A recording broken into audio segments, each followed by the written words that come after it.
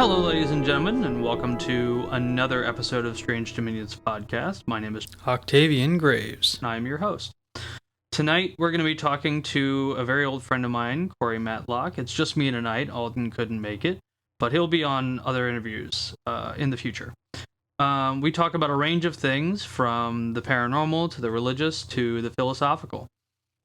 One thing to note, if you have seen something strange, unusual, such as Bigfoot, aliens, fae, ghosts, sea monsters, and anything in between, go ahead and send us an email at strangedominionspodcast@gmail.com. That's strangedominionspodcast@gmail.com. With that, let's get into the interview.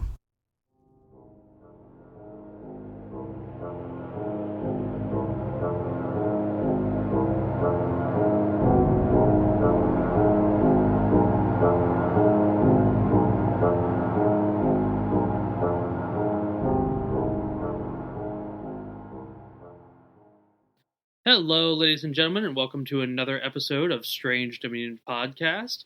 I have with me tonight Corey Matlock, a very long friend of mine, known each other for many, many years. How are you doing, Corey? I'm doing great. How are you doing? I'm doing pretty good. Unfortunately, Alden couldn't be with us tonight, but that's okay. We're going to chug along anyway and see where we go. So, I know that you've had some pretty interesting experiences in your life. So wherever you want to start, and if you want to start with who you are and your background, please go ahead. Sure, man. So I'm going to start with this. I kind of want to theme this talk a little bit, and I want to kind of theme it around the idea of strong people that have undergone experiences, right? Like I don't put a whole lot of stock into, people that are really into astrology and tarot cards and this and that, and trying to make guesswork about the universe. What really gets me is people who aren't into that, who have seen shit, experienced shit, and who have kind of come out stronger because of it, and who's kind of, I'll say, spiritual experiences has kind of like shaped who they are. Well, it's really interesting because I did not know that you wanted to talk about that, and I was thinking about a very similar concept last night. I was getting ready for bed, and I was thinking about something very similar. So I'll let you go, and we'll discuss, as we get into it. Sure, yeah, absolutely. So I guess part of this, you've heard part of these stories. You've heard a little bit about my life, my family members, things that have happened to us. And yeah, just for the audience listening at home, I've been friends with Corey since I was 17. I met him at a concert in Baltimore. And so I've heard a little bit of these stories, but I'm sure that there's a lot more here that I haven't heard yet. So I'm very excited, and I hope you're excited to hear them as well. Yeah, thank you. So part of this, you've heard a lot of the historical aspects about what has happened in my family, and a little bit less of the, spiritual implications of what has happened. And I guess there's really no better place to start than just the history. And I just wanted to start off with a little bit of a preface. So yeah, go ahead. I am, yeah. Thank you. So, I am a widely spiritual person, and none of that came accidentally. I've been through all of my phases like anybody else has, church, questioning this, that. I had a stint of dating a very strong atheist and tried to turn off that part of my brain to sort of match that, and it didn't work. I could not turn off that part of my brain, and part of that is just due to my experience. And that is what I mean, when I talk about just strong people, just people who in my family are immigrants who live tough lives and have come out stronger because of an experience.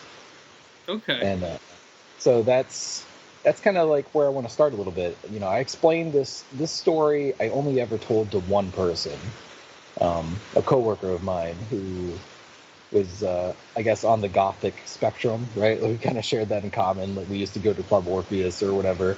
For those who don't know, that's a Baltimore goth club that no longer exists. Rip. Rest in peace. I remember we were coming back from a show the other night, and you were so devastated that it was gone. And I was devastated too, because I never got to go. I'd always wanted to go to like their goth nights, and I know that there's a couple metal bands that were regulars there, and I always wanted to go, but it's gone now. And so now the only goth clubs that I know of are in DC. I know, and fuck DC. I'm not going down there. So, it's just the culture's different, right? It's a different kind of people. It's people that grew up with a different sort of hardship that don't quite get it. But this individual who I worked with, he's an atheist. He's a very strong atheist. Never really too aggressive, though. I wouldn't call him an anti-theist. Obviously I'm a Catholic person. That. I guess it's not obvious, but all right, to everybody listening, I'm a Catholic.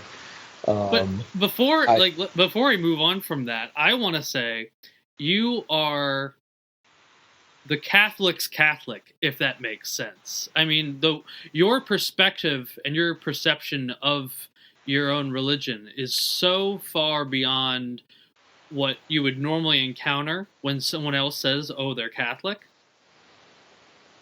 So, yeah. I am not. I'll put it this way.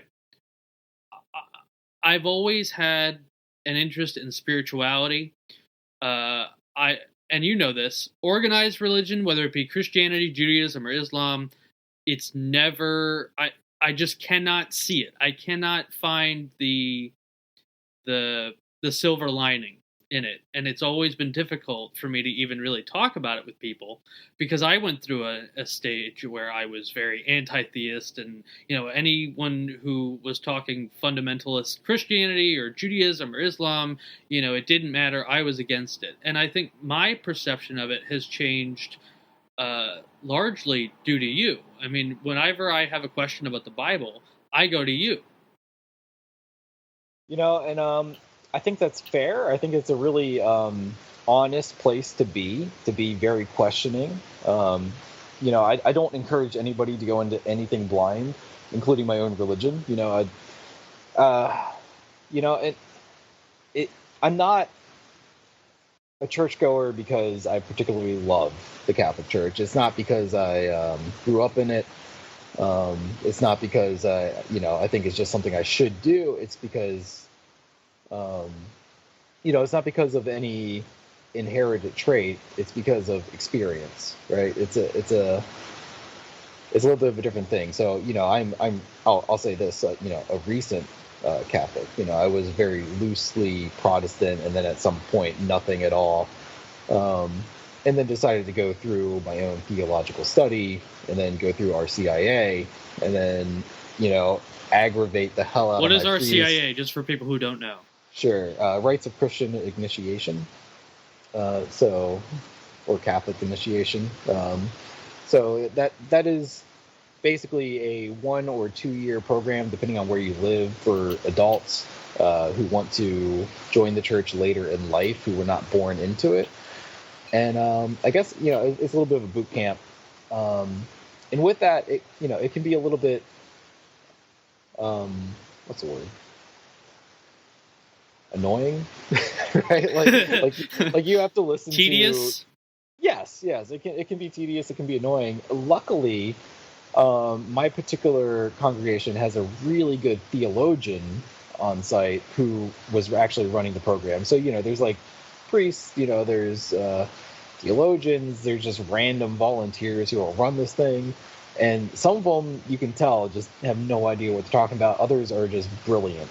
And a lot of this was just me aggravating them by asking too many questions, right? But it wound up becoming a really positive thing, a kind of a group learning, and I was very blessed to have like a 3-person group, and that's unheard of. Usually they try to wait for a while, they group you in with like 12 people. It's almost like what they want is like a sort of like an AA style meeting, like, hey, I'm so and so, I'm a Protestant, I'm interested in the church. Hi, Nate. Yeah. You're just like, Yeah. right. That's kind of what they wanted to be. It wound up being a very small, tight knit group where we were able to get down and dirty and weird with it. Um, and I think that's the power of faith that often gets overlooked. Yeah, I mean, whether or not there is a supernatural or a dogmatic view of it, the communal aspect of it is absolutely essential, as far as I am concerned. If whatever faith you're in, if there's not the ability to commune with other people that you can learn from, then you're in the wrong faith. As far, and that there's a gray area there, but I think overall, um, any kind of spirituality, really, a pillar of it is community. Yeah, yeah, absolutely. I mean, that's the basis of communion, right? Yeah.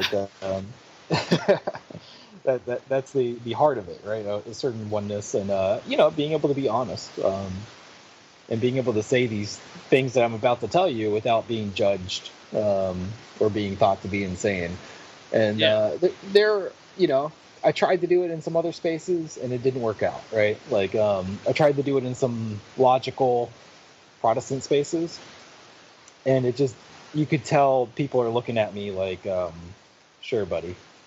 Yeah. Like, so you know so it really is just what your community is. And that's not to say, if I were in a different city perhaps, where and the church wasn't quite the same as it was, maybe I would be Orthodox, maybe I would be Baha'i. It could be anything, but it's about finding that community, bringing up these life experiences, Could have been Mormon.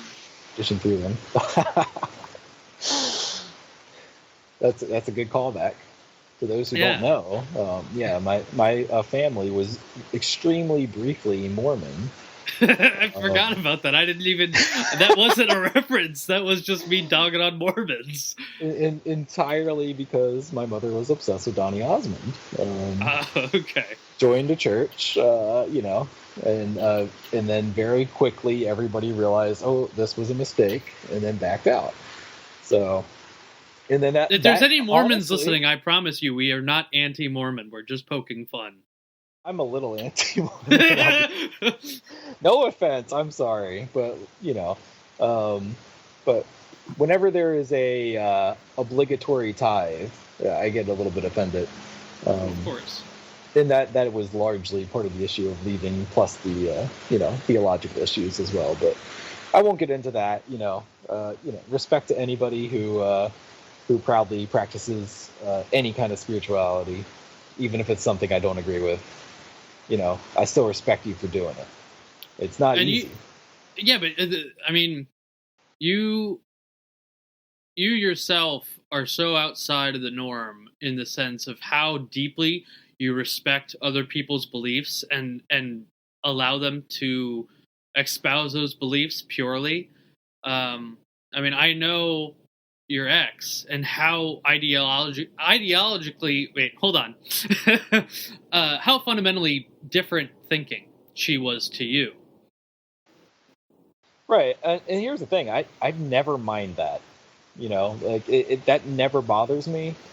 I don't think it should bother anybody. I think what becomes the most aggravating element of being in a relationship like that is the disrespect of personal experience. And that's why I want to kind of keep that as today's topic. Like, all right, you disagree with the Pope, whatever. So does, like half the church right now, right? Like, like that's neither here nor there. But if I'm telling you,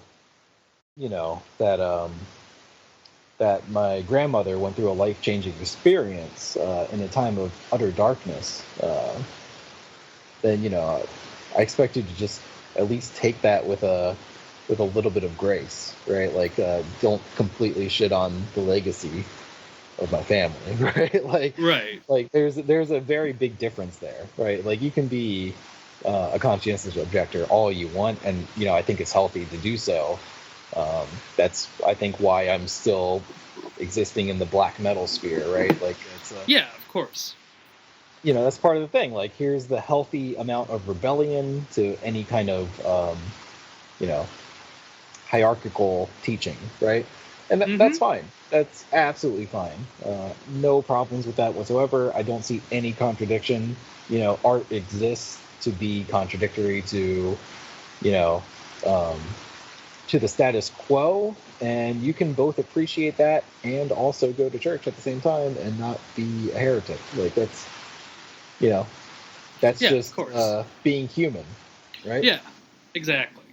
So the only people I have a problem with are the ones that attack that humanity, um, and to everybody else, I just wish the best. I don't care. Muslim to high, have at it. And I do the same. Yeah, absolutely. That's why we're such good friends, and I can just talk to you about this without yeah, of course, feeling like I have to hold my punches. Because I'll be honest, a lot of the stuff that I'm going to talk to you about tonight, I've held back punches on in the past. Yeah. Well, I'm very privileged that this is the format in which you wish to share these experiences. Just seems right, man. I appreciate that a lot. Sure. Well, let me go ahead and get into it then. All right, go ahead. So, I'm talking today about strong individuals who, if you looked at them from the outside, you would not pick up on any kind of, fanaticism, any kind of strong religious belief, nothing like that. You would just assume they're just an everyday working class person who did their best and had their share of hardships. Now, these are the people that I respect the most. And the prime person that I want to talk about tonight is my grandmother, who has passed, Carmela. So, essentially, you know part of the story, Joel. A couple other people know the story. I've only shared it with a handful, the historical part, in that it's hard to talk about, but this is why I had 3 drinks before we started. My great-grandmother... Yeah. My great-grandmother, her mother, was murdered in England by, essentially a neo-Nazi. Not even neo, right? At the time, it was just Nazis, right? It was just a fascist. Somebody who wasn't actually in Germany part of the Nazi party, but definitely, was sympathetic to it and, just hated immigrants, hated mixed blood, that type of thing. I didn't know this, and I had only researched it a couple months ago about how prevalent, when people think about fascism, their immediate go-to is Germany, and then secondary is Italy. They don't realize that there were fascist groups all over the world that were rampant. I mean, in England, in America, but the British fascist movement existed for a really long time after the war. It was enormous. I mean, a lot of people don't even know this. David Bowie is a very famous fascist. He never apologized for it either. He was just like, yeah, England should consider, fascism as an alternative to this status I didn't know that. You gotta link me to that. It usually, like, it kind of sticks to artists, right? Yeah. Brilliant artists usually have these really outside the box ways of thinking. For David Bowie, he was an early admirer of Mussolini and General Fascismo, right? Yeah. It kind of captured his imagination. But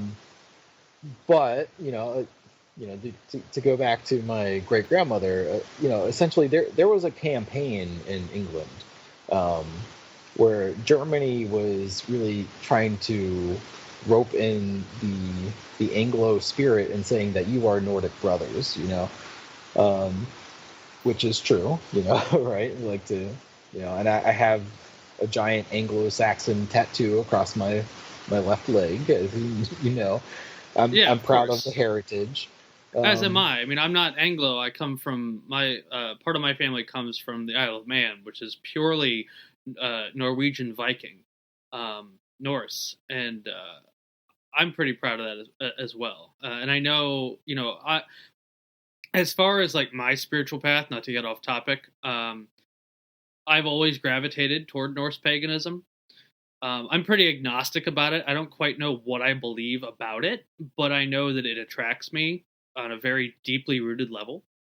And of course, from since the war, that faith in modern times has been tried to has there's been a strong attempt to rope that whole faith into a political idea, and there's a lot of people fighting against that. Um, but beside the point, go on. Sure. So, this was part of a campaign, essentially, to rope a lot of the, Nordic ancestral spirits together. So they would literally like fly planes over England, over London, and they would drop pamphlets, right? Like they'd drop pamphlets out of the sky, that type of thing. I don't know exactly the details of how this fanaticism captured this individual. But essentially, this was my great grandmother's roommate.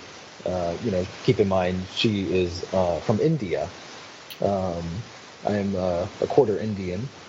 Wow, so I didn't know that. I had no idea that you were of Indian blood.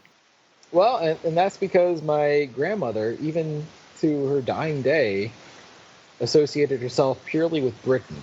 Right? She never actually talked about India. She didn't care for it. She was a tea drinking, salute the Queen, has a picture of London Bridge on her wall, British citizen.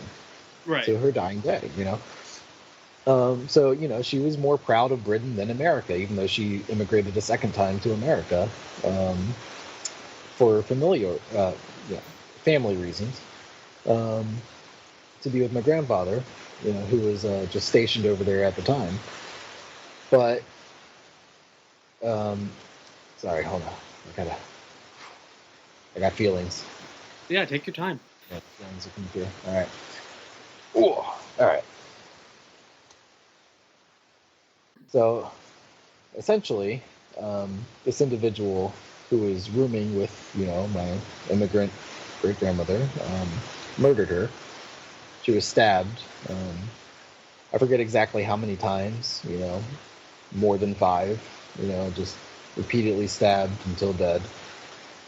And he was actually the last man hanged in Scotland Yard.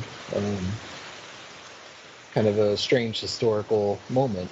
It feels weird to be tied to that. Yeah, that's an interesting fact. Yeah, he was hanged by the neck until dead, and that newspaper clipping I sent to you and Alden, a while ago, right? A few years ago, I sent you. Yeah, I have to dig that up and really dig into it.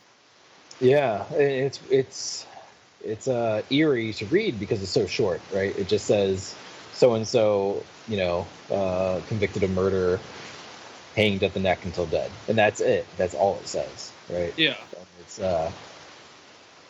It's eerie how matter of fact it is, Yeah. So, what it doesn't say that my grandmother, who was, I believe, 7 years old at the time, walked in the apartment right after the stabbing. The individual was, at the time fleeing, crazed, inconsolable. And she, as a child, found her mother's body and was the first one to report it to the police, saying, Mommy is sleeping, she won't wake up. Which, of course, she knew that wasn't the fact, right? Like, immediately your brain just starts to do something and goes into a protective spirit. So it's generally what PTSD. People who have PTSD, it's a mechanism that our brains use to protect us from that kind of stuff. I can only imagine what that was like for her. And this is the strange part. Like, if you ever met her in your lifetime, you never would have picked up on any of this, right? The strongest person you could ever imagine, active until the day she died, just the absolute matriarch, just had no room for slacking, had no excuses for her life, nothing.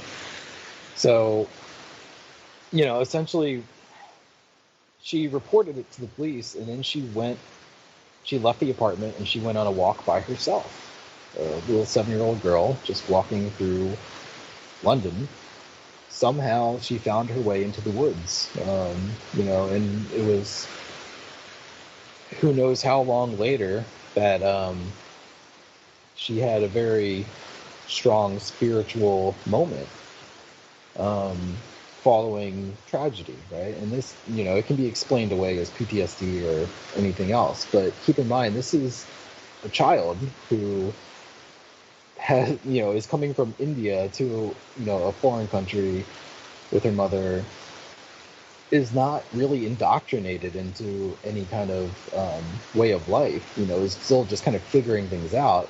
What happened to her is that Yeah, of she woke course. up right outside a trail, and she didn't remember how she wound up there, but she was out of the forest. Like, at some point she had wound up in the forest, then she had gotten out of it. She was now looking at a hillside. She passed out, and when she woke up, what she told me is this is her first moment of belief in, you know something outside of the tangible. Right. Um, I mean, the other, if we'll call it that. yeah. Um, in her own words, she said, she saw the Holy Family. So, that would be Mary, Joseph, Jesus, right? In what form, I don't know. Um, you know, as clouds, I don't know. As things standing in front of her, as rays of light, I don't know. That part's unanswered because she didn't like to talk about this a whole lot. She only ever really explained it once, and that was it, you know. And I Mm-hmm. think part of that is just the fear of being judged, of being, you know, insane or whatever. Yeah. PTSD being, discounted, right? I mean, what year is this we're talking? Um, oh shoot, that's a great question. Um, she was just about 80 years old when she died. Was that 3 years ago? So you can do the math.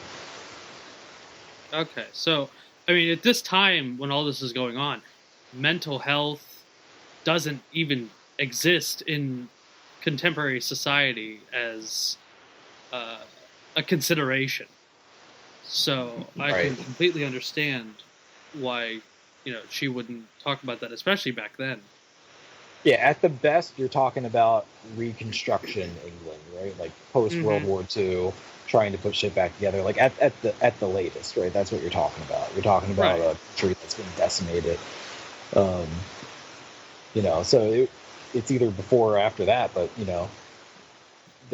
you can see it in the terrain, right? Like it's the tolls of war are visible in more ways than one. Mm-hmm. So just the somewhere in that time frame, right? Yeah. Um, so yeah, no, absolutely, like not a pretty sight, right? No, not at Um, all. so essentially, that kind of led her down a path of admiration, uh, specifically for Mary, as like a mother figure. Um, Yeah. it sort of became this thing of here, my mother was taken, but I have an adoptive mother, and that kind of turned into a trend. My family is largely adopted. Um, Yeah.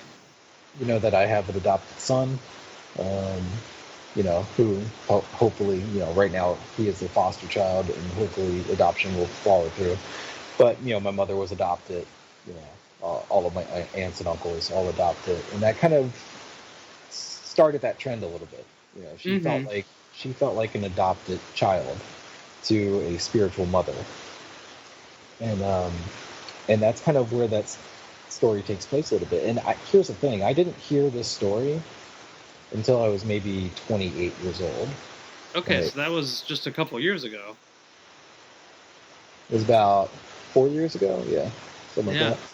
Yeah, not too long before she died. So, like she she didn't talk then. My dad knew the story. My mom knew the story. All my aunts knew the story, but she only told it a handful of times. She didn't like to ruminate on this. Okay. Um, you could see it in other parts of her life. Like she had a little sculpture of the crown of thorns, right? Like sitting on a nightstand. And every once in a while, you'd see her. If she passed it while you were in the room, she might just gently touch it, right? Something like that. So you could see it in those parts, but largely this was a woman who went straight into the workforce right after coming to America. Um, as a nurse, she raised a bunch of kids, grandkids, just very strong, nonsensical, you know, or rather, didn't put up with nonsense is what I mean to say, right? Like very Right. Yeah. rational, like, all right, we got to get the kids at this time, do this, do that, had a garden, had pets, blah, blah, blah, gave everybody chores, was very by the book type of person. Orderly. Wouldn't really go into this, right? She wouldn't go into it too much. And when my immediate family would do random stuff like leave the church or join the Mormon church, she never talked about it. She didn't pressure anybody. She didn't bring it up or whatever, unless you asked her. So this is the type of person that I put a lot of stock into, right? Somebody who just simply knows something and is very confident in what they believe, that they don't feel the need to reassure themselves by telling the story over and over again. And then when they do tell it, it's very matter of factual. Like, she doesn't dress it up. She's like, this is what happened. Boom, lays it down. And that delivery of it really impacted me. Just to be like, wow, I never would have thought that about you. Not one bit. Like, knowing how rational of a person you are, I would have thought that you would have just hawked that up to a hallucination of PTSD, tucked it in the back of your mind and never talked about it again, and then moved on with your life. But instead, she found like a sort of a healthy way of keeping that a part of her without letting it impede other parts of her life. And that's, I don't know, I think it's extremely admirable. Oh, absolutely. So where this kind of leads me is to a position of, I've adopted a little bit of this faith myself. Like, I try not to evangelize. I try not to bring anybody else, into my line of thinking about the world or anything like that. I think you can attest to that. Absolutely. I mean, you and I have had so many conversations theologically and rationally, all kinds of stuff. And I've never felt that I've never had the feeling that you had any issues with me for not partaking in your faith. Right. And here's the reason why is because I know that you didn't go through that. Right? Like, it's I think that there is a lot of pressure out there to discount any kind of personal experience and try to rationalize it away. I think that's a huge mistake, and I think it's really infantile. It's really popular in our society to do that. And this is something that, as someone who I've been into the paranormal and the supernatural and the unexplained since I was in the single digits. And one of the things that you run into while being into this kind of stuff is what we'll call scientism, where people who are, are very into science and rationalism, it becomes a dogmatic system. And it's not about whether or not there's any evidence for it. It's just because this is now their worldview, and anything that is coming in their perception is coming to take that away or dismantle it in any way. They have to fight against it with tooth and nail. And it's incredibly damaging to the overall conversation. Yeah. Yeah, absolutely. And that's the thing. Like it's almost like it's a sort of cancel culture of thought, of like spiritual thought.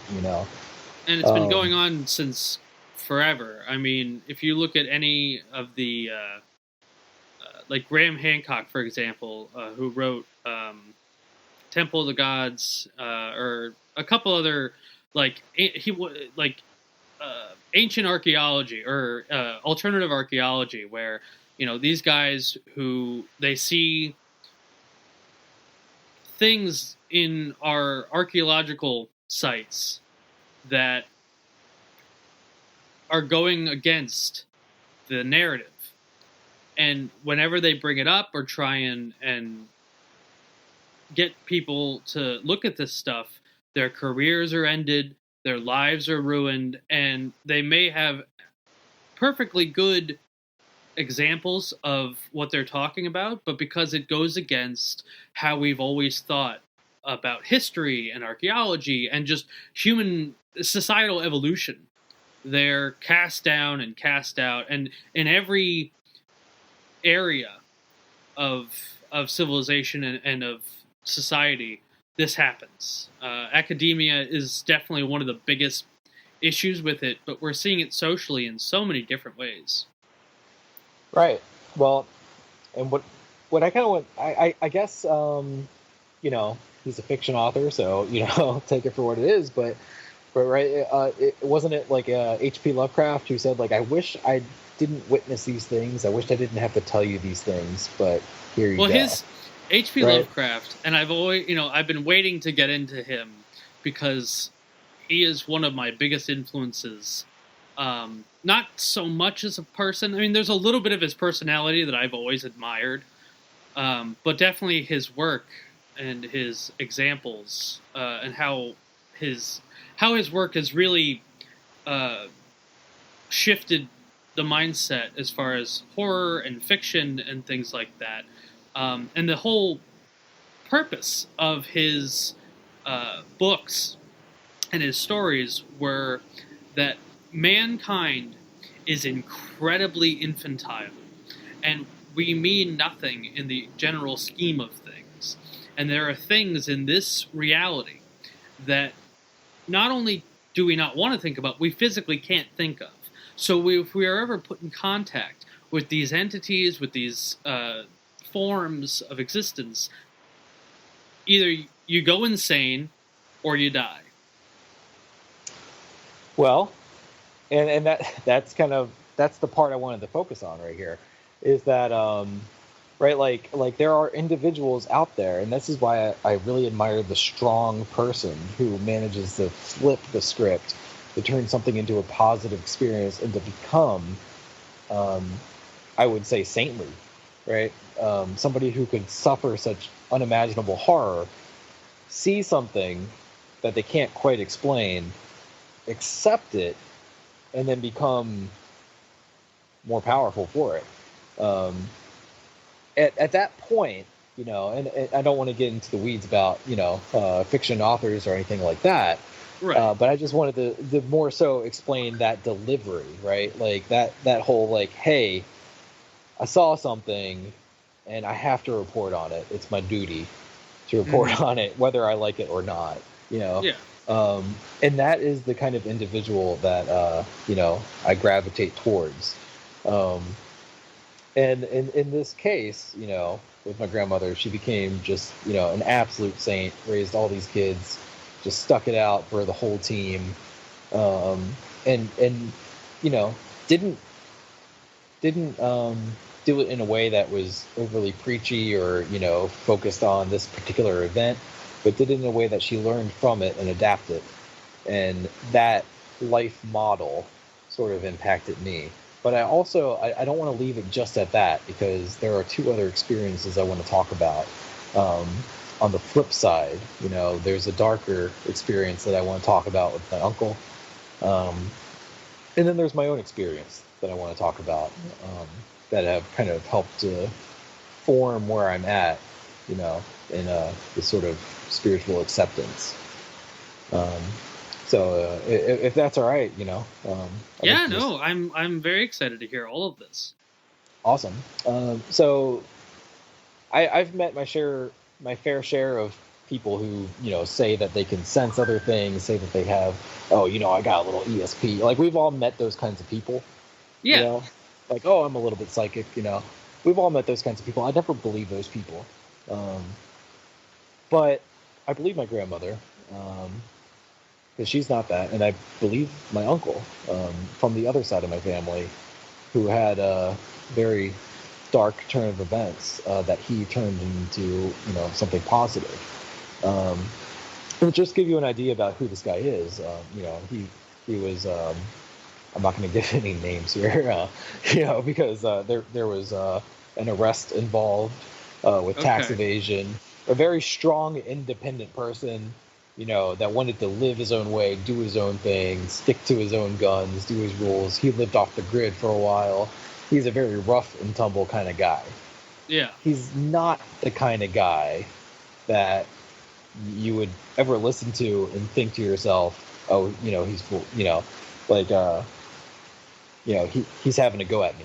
You would never think that, This is a very gritty man in some respects, less so now. He's settled down and, he's a great dad and, he's a great uncle and everything like that. He's a family man now, but, he had a very long stint of living off the grid, being a man's man.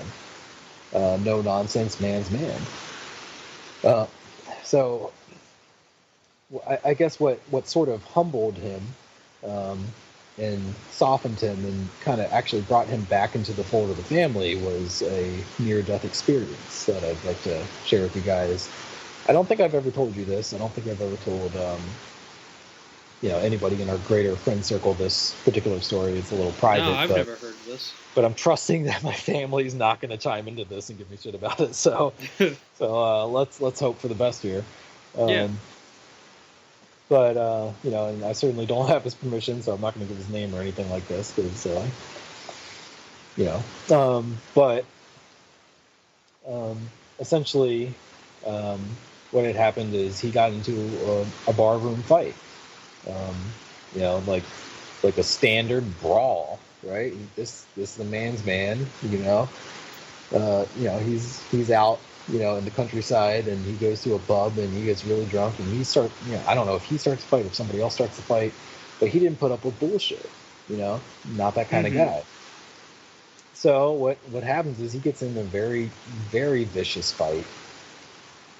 At least one bottle is broken over his head, and he wakes up in the hospital.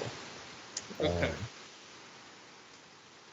And what he said, and I don't think he would mind me reporting back, if he were to hear this, but I don't think he would mind it because, he did tell a lot of our family members once, and then, kind of in that same vein, doesn't bring it up a lot, but he said it all once and let it be at that. He woke up and he was essentially trying to rub mud off of himself. Like he described it like he thought he was stuck in mud. And they're like, "What are you talking about?" And he's like, "I think I was in hell." And like, what the hell are you talking about? What are you talking about? And he's like, "Well, I felt myself fall into mud." He's like, I was in mud, and I had this feeling of the complete, just absence of love. Just being completely void of that, right? Just being stuck in mud and not being loved.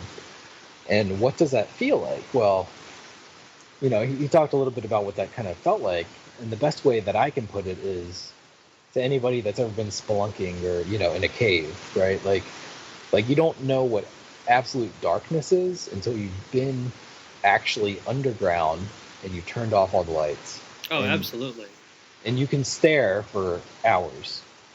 You can stare for a full day and nothing will change. You're never going to see anything, right? It's just not going to happen. And that is, in my best words, what he was trying to describe as as just being completely void and disconnected of that. And at that point, he stopped being a hermit. You know, he kind of did like a full 180. You know, my grandfather at some point died and left a bunch of heirlooms to him, and he kind of got like back into his. He's also like part of the church, but he has a little bit of his own brand of spiritualism, and kind of getting back into that, became a family man. You know, re-engaged with everybody, and just completely turned it into a very positive experience. And I take that as evidence, right? Like, I think it's foolish to stand next to a family member, your own kin, you know, who is telling you this hesitantly, right? like they're almost afraid to tell you this, but they tell you this, and you're just like, oh shit, like, are you for real? Like, Yeah. you're like, at what point am I being foolish for not heeding any of what you're saying? You know. So that was another, I think, great example. Now there's other people in my family, and you know, other people outside of my family who tell me a lot of stories and stuff that I don't take seriously because, you know, they claim to see aliens, and you know, I mean, maybe it's true, I don't know, but you know, they're people that like to talk. They're people that really focus on spinning the best yarn they can. But then there's these individuals, these like just patriarch and matriarchs, you know, just very strong people who don't deal with bullshit and have these things happen to them. And they have, you know, they have a couple of options here. They can either take it at face value for what it is, figure out a way to work with it, or they can run away from it. And I think, here's the thing, I think this happens to almost everybody. My grandfather told me life is about looking for the signs and then reacting to them, right? Mm-hmm. I can absolutely agree with that sentiment. He was an atheist right up until the last 5 years of his life. You know, this is my grandfather, who was married to my very spiritual grandmother. He remained an atheist because he was a very, very stubborn man. He was all logic and reason. You know, he had the Carl Sagan books on his bookshelf, right? He was a very science and reason oriented man. I still respected the hell out of him, you know. He always seemed to know what he was talking about, but you know, as he went, you know, you could tell his heart softened up a little bit, and he wound up just completely rejoining, you know, the church and everything like that, and you know, he went full into it, and within a year, you know, there was this insane transformation from very rigid atheist to just saintly man. You would not have thought they were the same person, you know. Just this insane transformation. Now, I'm not saying like that, you know, religion can't do that to everybody, right? It's a very personal thing. You know, there's no set of steps that any person can follow to reach that sort of zen. But I've seen it happen, you know. And I think understand, and I have too. And I think in you know, layman's terms, it's, you know, it's kind of idiotic to just completely discount the value of that. Yeah, and I agree. And one thing that, you know, when I talk about people who are really rational and really scientific, I don't want it to come off as I'm anti-science or I don't believe in science. I absolutely believe in science. I very much enjoy scientific thought, and I've always believed that the scientific method, that needs to be your foundation for any kind of experience you might have. It's a set of tools that we can use to really look into our reality and see, as much as we're able to at least, what it's all about. Now, the problem with science that I've always felt is that it seems to have a ceiling, as in, we're at this point now where a lot of people seem to think we have it all figured out, and there's a lot of things that don't need to be investigated, don't need to be questioned, and I just think that's almost an anti-scientific view. of how science is supposed to be. And so when I hear people who discount other people's experiences, it feels very much, instead of being like, oh, I don't believe you because science, it feels a lot more like, I don't believe you because if I were to believe you, my worldview would be in question and I would be in constant fear. It feels very Yeah. fear-based. Oh yeah. No, it's scary. It's absolutely terrifying, right? To like actually, if you're somebody who has experienced something like this, right? It takes a lot of bravery to confront it and accept it. It's so much Absolutely. easier to discount it. Like Oh it's yeah. so much easier, and your brain wants to do that. It does. It wants to protect you, um, and that is a survival mechanism. But I what mean, our I guess, brain filters out so much of objective reality. So what you see, feel, hear, and taste and touch in your daily life, it's only such a small fraction of what is actually around you at all times. Mhm. Yeah, no, I agree, and that's what I'm kind of trying to get at a little bit, is that I think everybody at some point experiences something like this. I think everybody gets a little bit close to that sort of primal spiritualism. That they witness something or feel something, and you know, they try to find the easiest way to brush that off. I Have think you that's a ever heard huge of? mistake. Oh, absolutely. Have you ever heard of John Keel? I have not. John Keel was an author. Did you ever see the movie The Mothman Prophecy? No, Okay, well, do you know about the Mothman? no. Okay, so John Keel was an author, and his big um, work was in the '60s. People in West Virginia were seeing what looked to be a giant moth, owl-looking thing in their town, and people kept seeing it and seeing it, seeing it. And ultimately, what happened was a bridge collapsed, and a lot of people claimed that they saw the bird or the owl. God, not the owl man, the Mothman. Moments, minutes, seconds before the bridge collapsed, and it's become a symbol of like a portent of doom.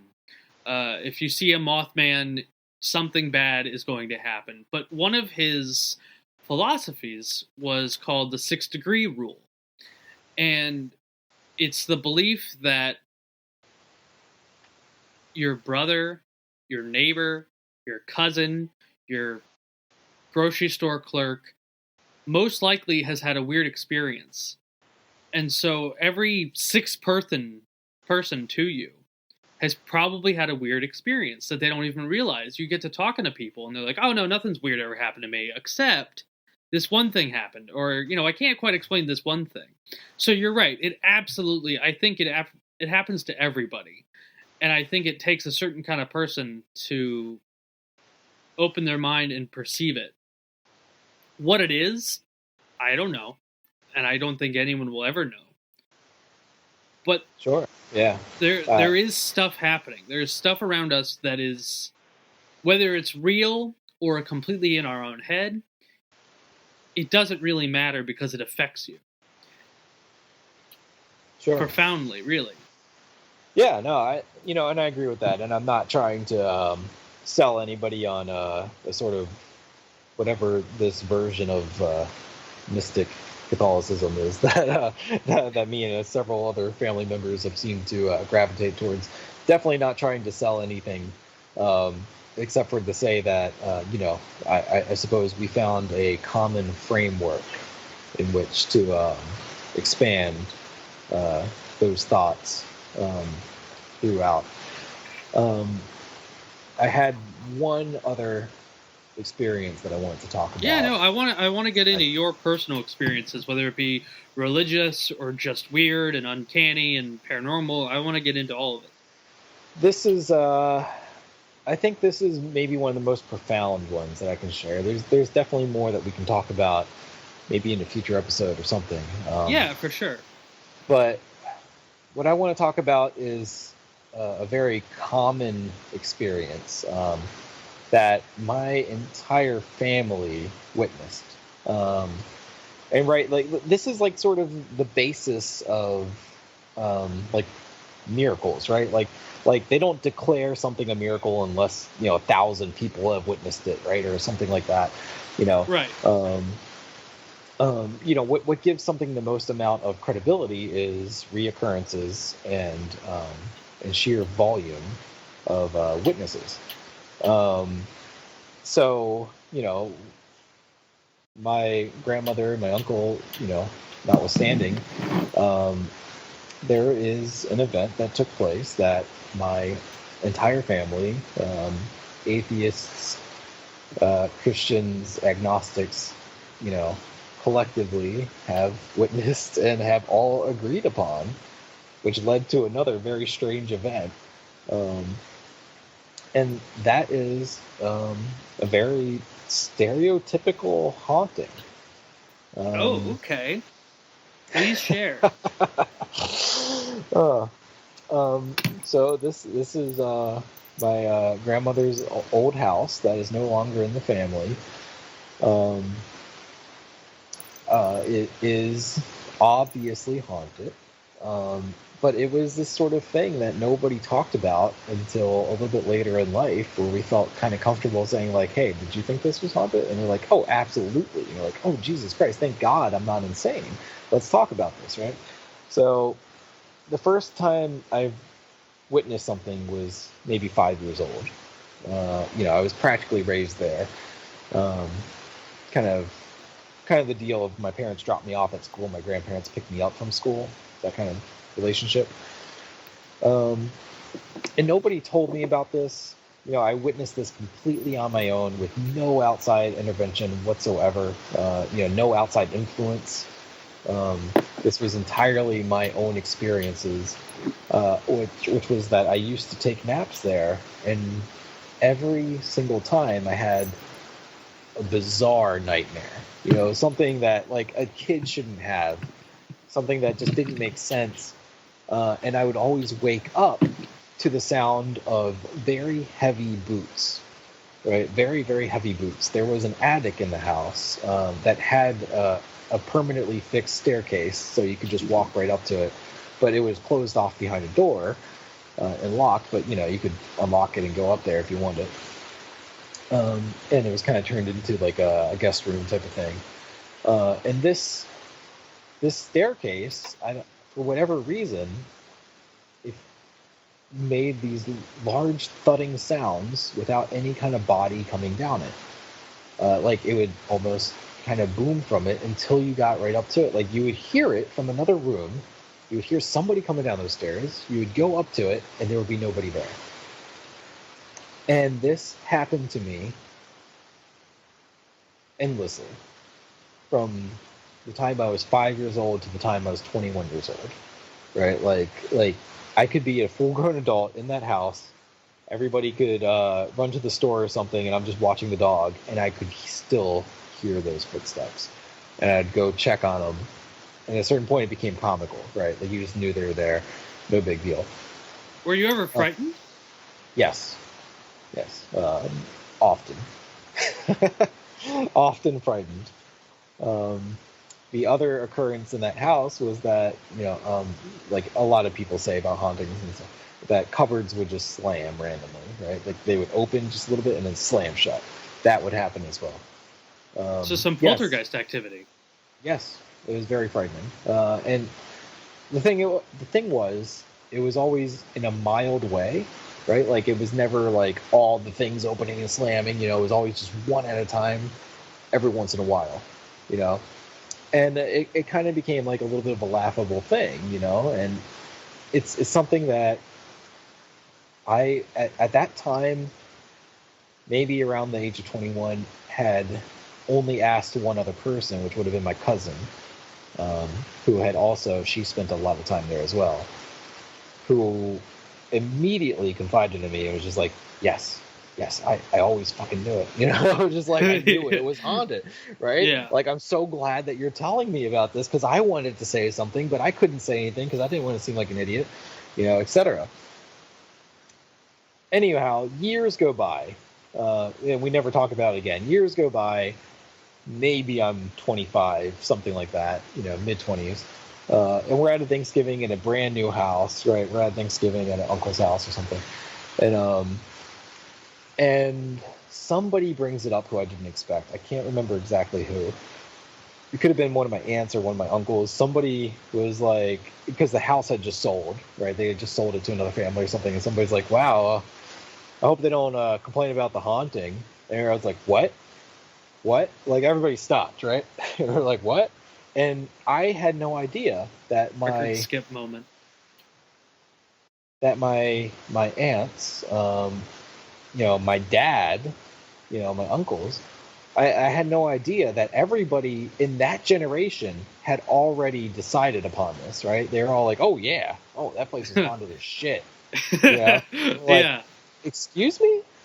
How come? Where was the forewarning to your kids that you also sent into there, right? Like give us a little heads up. Like, right. Oh no, like, oh, it's just what it is. It's haunted. It's not like you figure it out eventually. How do you explain that to somebody? And then I thought about that. I'm like that. I guess it kind of makes a little bit of sense, right? Like, how do you explain it? Because at some point, there's always a little bit of doubt in your head. Like, even now, as I move forward with, I feel like I have a lot of confidence about, about the intersections of the spiritual and tangible realm. But, even with these experiences, you're always wondering a little bit in the back of your head, am I crazy? Well, yeah, and the thing that happens a lot with experiencers and witnesses of the paranormal or any kind of unexplainable event is, as time goes by, your rational side I don't want to say takes over, but it starts to talk louder and like, did you, like, what was that really? Like, was it really a ghost? I've had, oh boy, a couple incidents where, if you were to see it on paper and you knew about Bigfoot lore, you would say, oh, you were probably in the realm of Bigfoot. I mean, that was what you were experiencing. The problem is, I didn't see anything. All I heard, it was all audio. And that was this year, back in June. And I think I told you a little bit about it. I was in the woods in northern Maryland, almost to the PA border. And I had heard a couple Bigfoot stories about this place. The BFRO, the Bigfoot Field Researchers organization, they have an account of two bicyclists or two hikers that were in these woods one night, and they had what they said were these big black silhouettes that looked like Bigfoot, multiple, surrounding them on a park bench. And so I wanted to go and check this area out myself, and I think I had been there once before at night, but this is during the day. And I'm walking on a path. It's like one of the main trails in the woods. And I get to this part of the woods where I don't remember which came first, because I had a thought in my head. And it was my own voice. It wasn't some sort of telepathic message. It was my own voice, and it was saying, if you have two choices here. You can either go forward or turn back. If you go forward, you may not like what you're about to see. And at that moment, I heard something whistling like a hoo-hoo, hoo-hoo, not an owl. It didn't sound like an owl. It sounded, I can only describe it as something faking a person. It didn't sound like a person. It could have very well been a person, although there was nobody else in the woods in this park that I was at while I was there.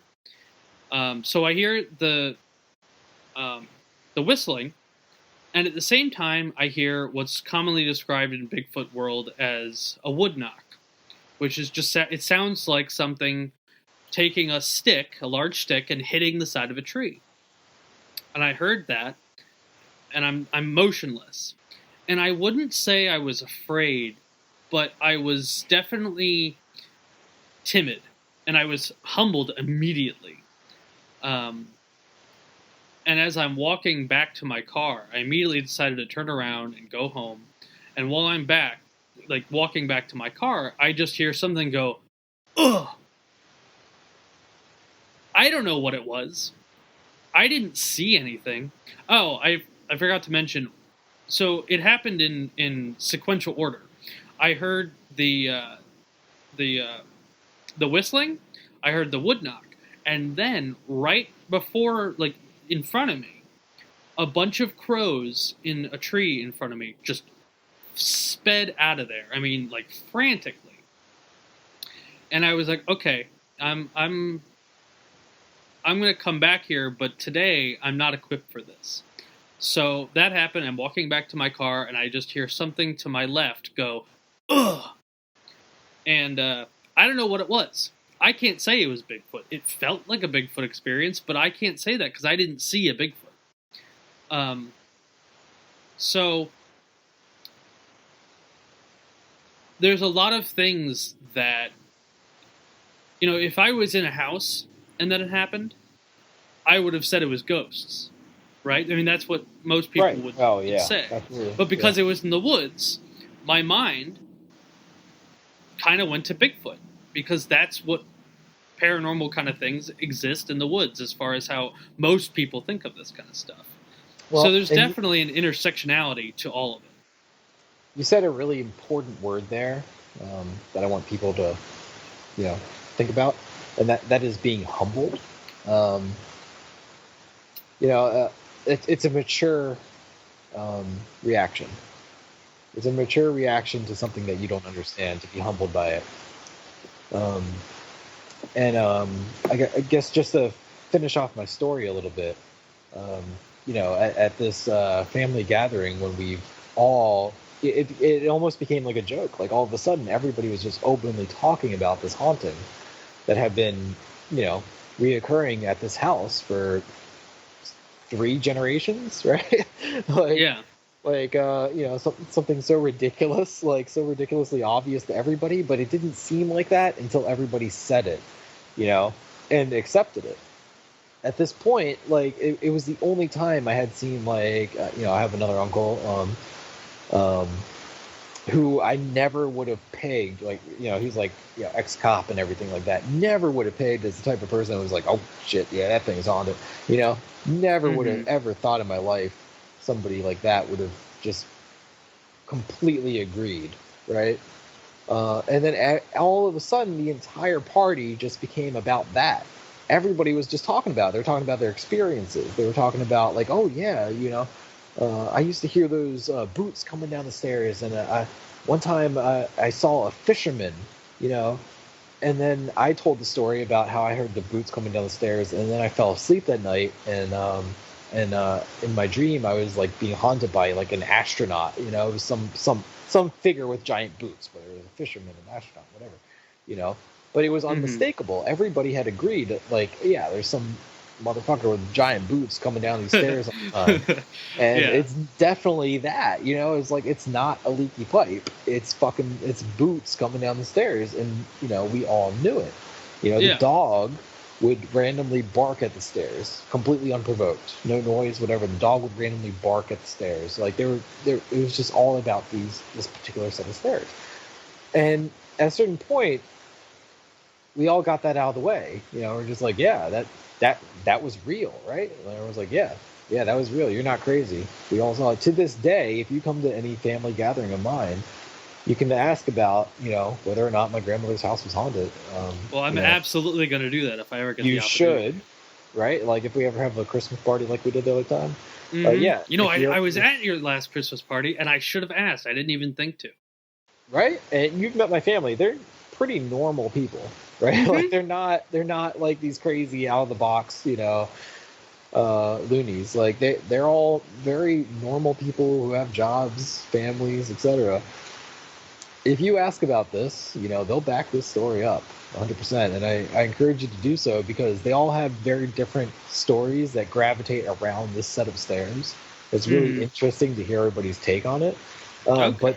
But the heart of the matter remains true. Like every single person who has been in that household uh, has had, you know, a heavy boot experience featuring this set of stairs, and it is insane to have witnessed that and to have met other people who have witnessed that and then to discount it. That is absolutely insane in my mind.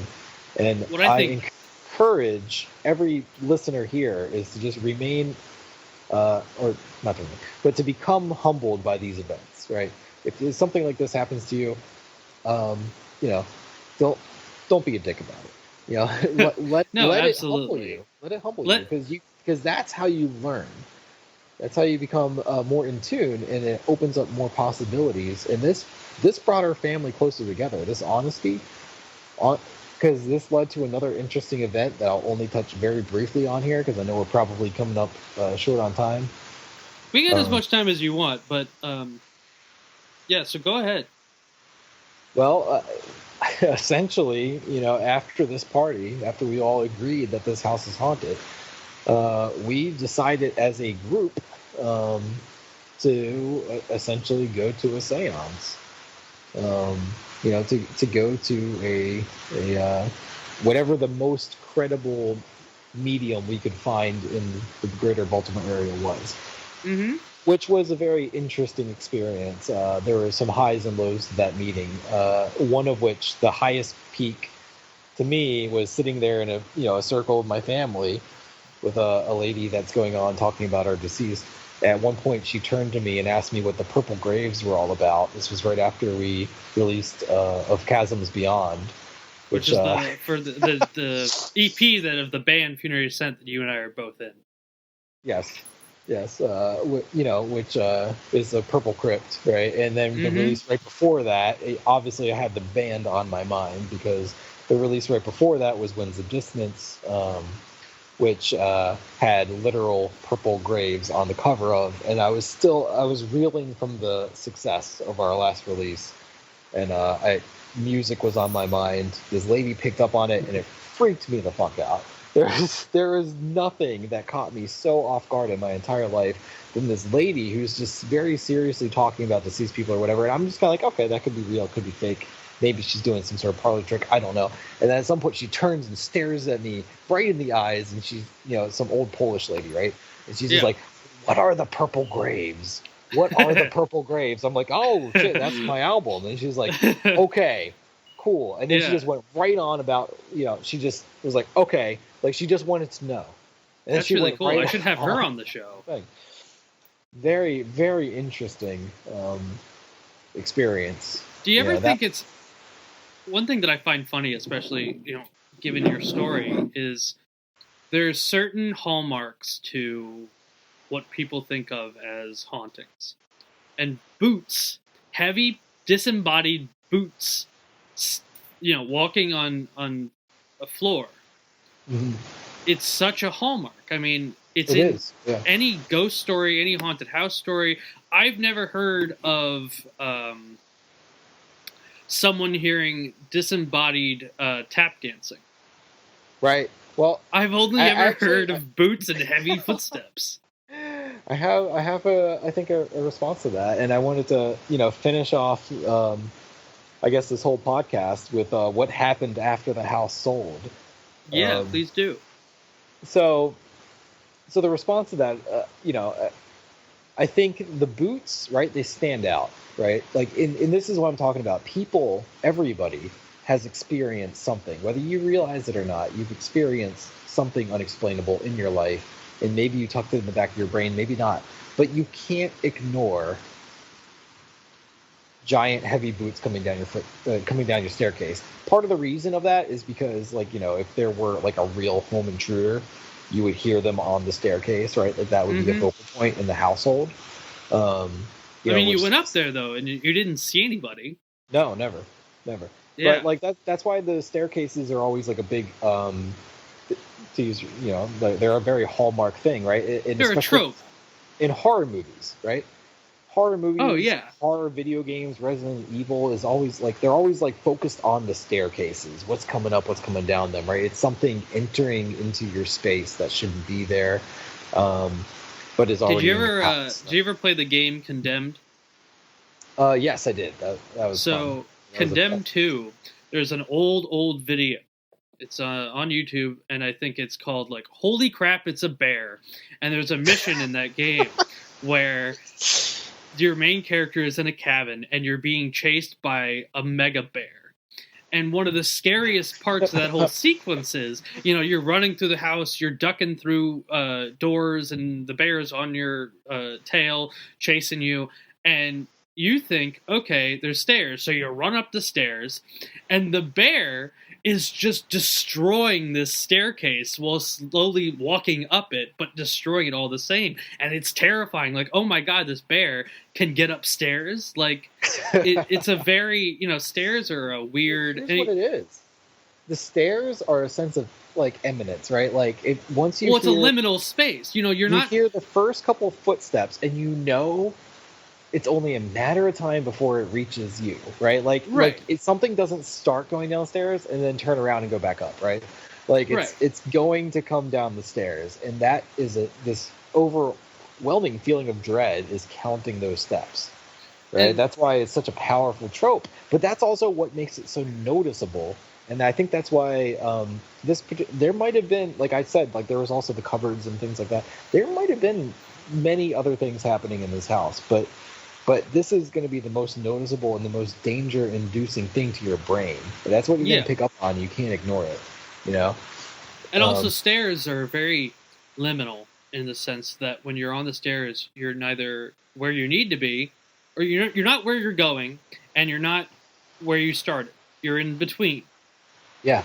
Oh, yeah. And so there's a lot Limbo. In that sense. Yeah, I mean,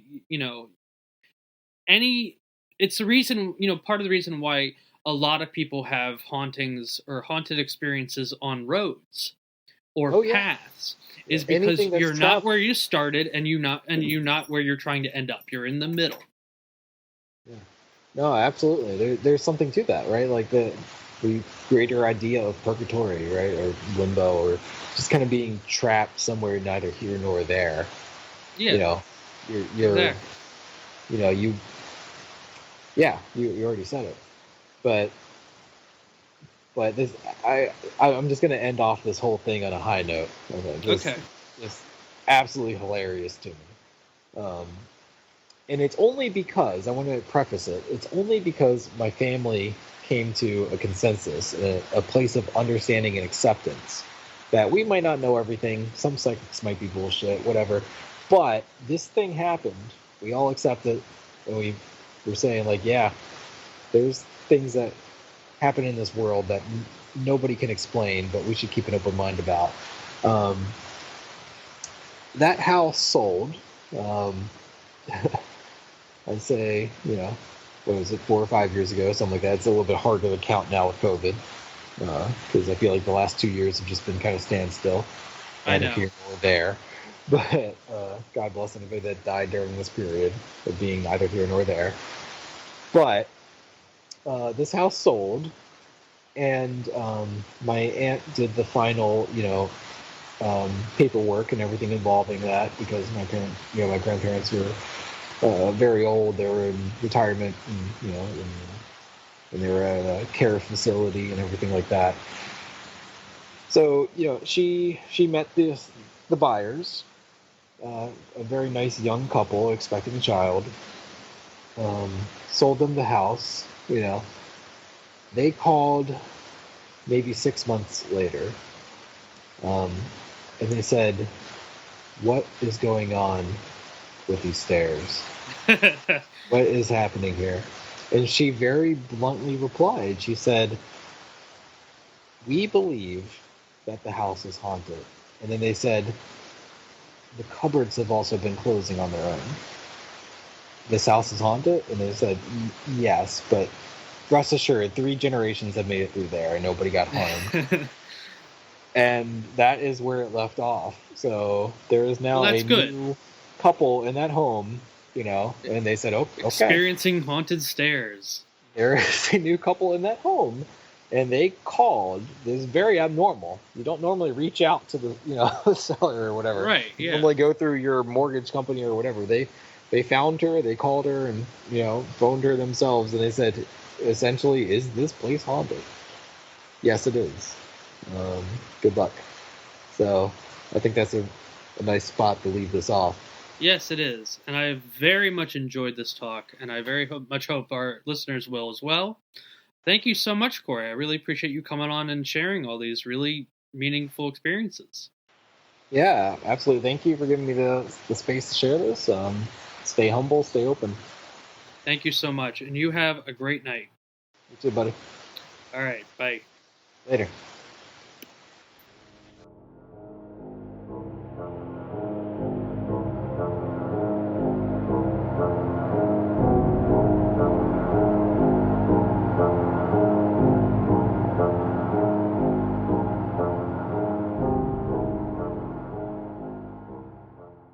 That was my interview with Corey Matlock.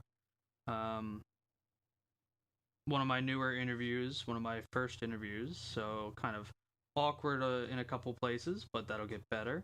We'll be having him on again in a couple months to talk about other things as well as discussion with other guests.